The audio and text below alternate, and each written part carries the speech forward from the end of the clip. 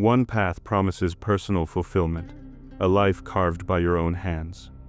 The other, a familiar comfort, paved with expectations laid out by those who raised you. Now you may feel a little pressure, a need to align your choices with their desires, even when it means silencing your own. This isn't just about respect or gratitude, it's a deeper, almost instinctual drive that subtly steers your decisions. From the career you pursue to the relationships you cultivate. This powerful urge can feel like an invisible tether that is pulling you back from your authentic self. I will uncover the profound reasons behind this powerful influence and explore how to finally cut that cord, allowing you to step fully into your own life. The drive for parental approval isn't merely a psychological quirk. It's deeply wired into our brains. From when we were little, our survival depends on the care and attention of our primary caregivers. This fundamental reliance shapes our neural architecture, creating pathways that associate parental validation with safety and reward. When a parent expresses approval, our brain's reward system, particularly the ventral striatum and medial prefrontal cortex, lights up.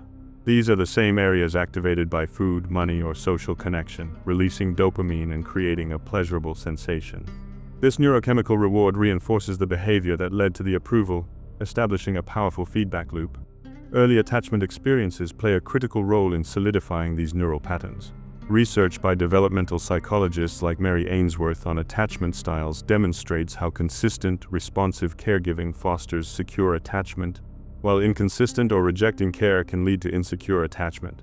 Individuals with insecure attachment often develop a heightened sensitivity to external validation, constantly seeking reassurance to compensate for early emotional instability. Their brains become hypervigilant to cues of approval or disapproval, making them more susceptible to living for others' opinions. Furthermore, the prefrontal cortex, responsible for executive functions like decision-making, impulse control, and self-awareness, is still developing well into early adulthood. During childhood and adolescence, this region relies heavily on external input to guide behavior.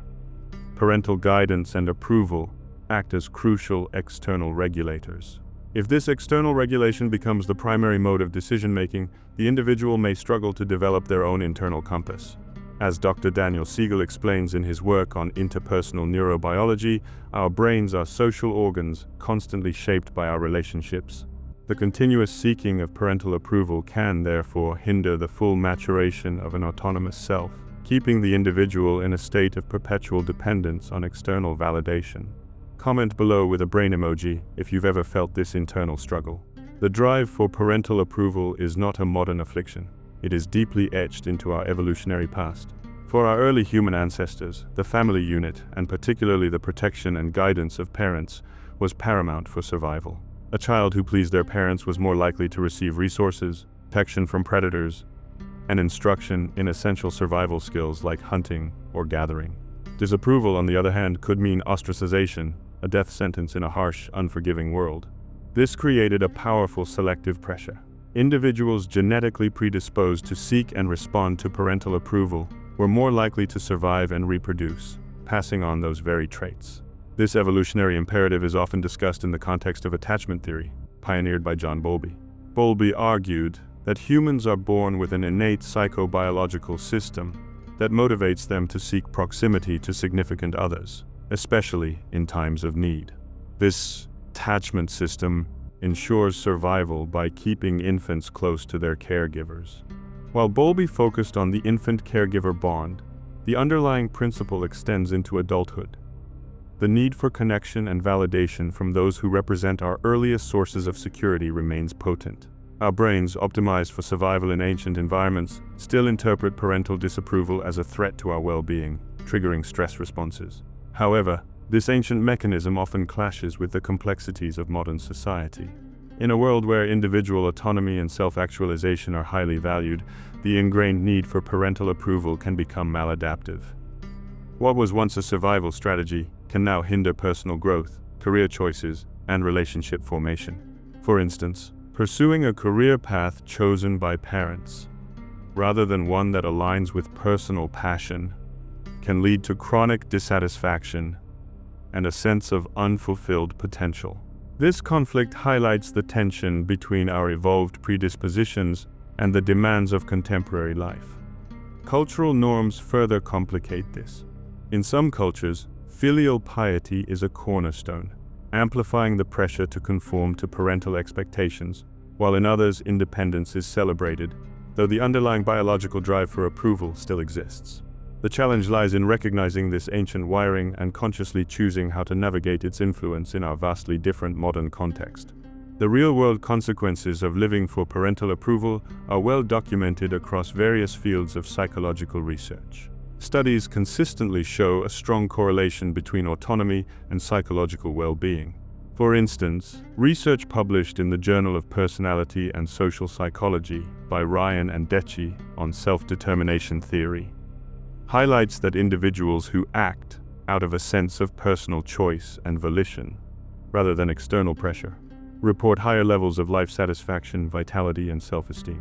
Conversely, those whose behaviors are primarily driven by external demands, such as parental expectations, often experience lower intrinsic motivation and greater feelings of anxiety and depression. Consider the impact on career satisfaction.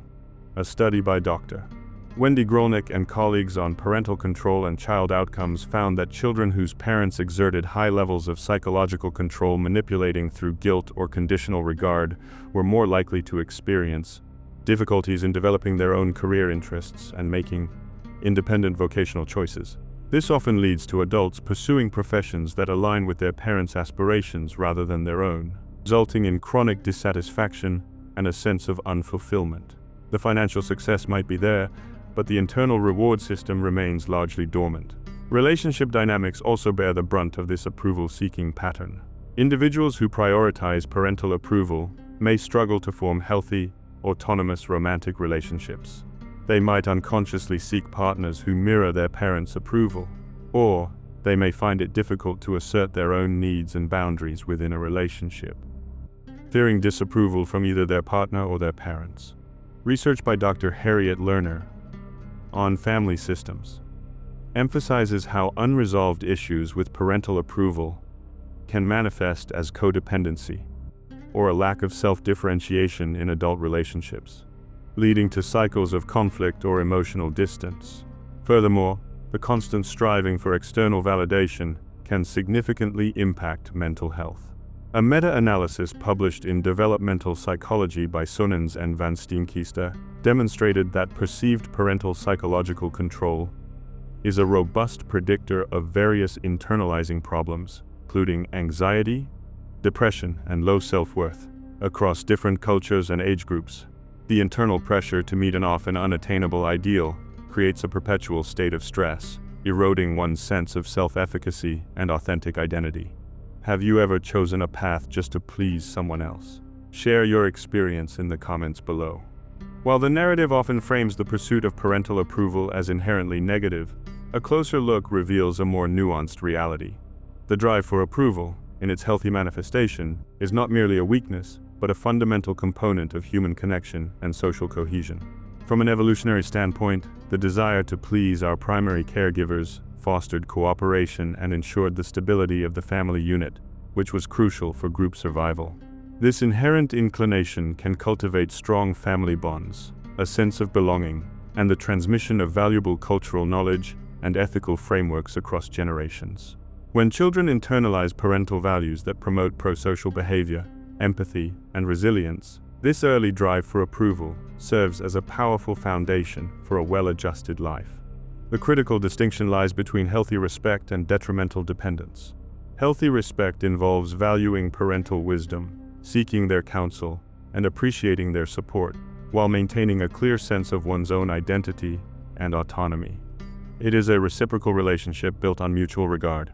Detrimental dependence, however, occurs when an individual sacrifices their authentic self, their desires, and their well-being to conform to parental expectations, often out of fear of rejection or a deep-seated need for validation.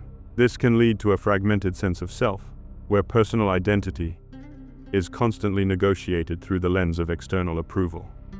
Psychologist Carl Rogers emphasized the concept of conditions of worth, where individuals learn that their worth is conditional upon meeting certain standards, often set by parents. While this can be damaging, a positive interpretation suggests that early experiences of conditional positive regard, when balanced with unconditional positive regard, can teach children about social norms and appropriate behavior. The challenge is to evolve beyond these early conditions of worth, to develop self-acceptance and self-validation that are independent of external opinions. This doesn't mean discarding parental input entirely, but rather integrating it thoughtfully, discerning what resonates with one's authentic self and what does not.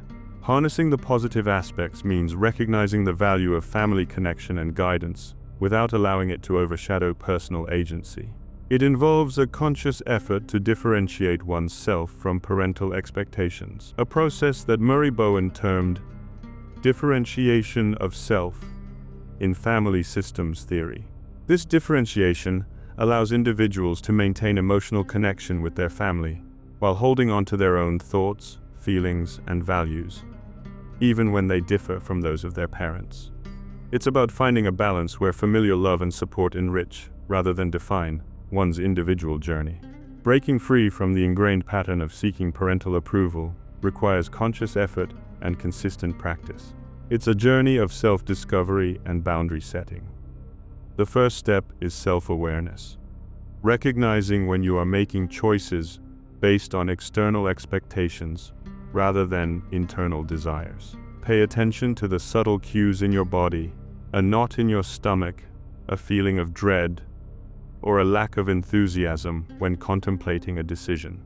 These are often signals that you are moving away from your authentic self. Journaling can be a powerful tool here, allowing you to track these feelings and identify recurring patterns.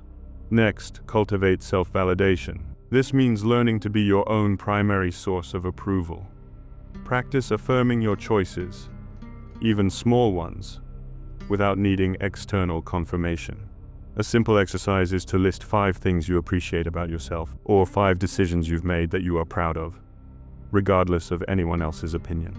This rewires your brain's reward system to find satisfaction internally, diminishing the dopamine hit from external praise. Cognitive behavioral therapy, CBT, techniques, such as challenging automatic negative thoughts about self-worth, can be particularly effective in this process, as highlighted by therapists like Dr. David Burns. Setting boundaries is crucial. This involves clearly communicating your needs and decisions to your parents, even if it causes discomfort initially. Start small.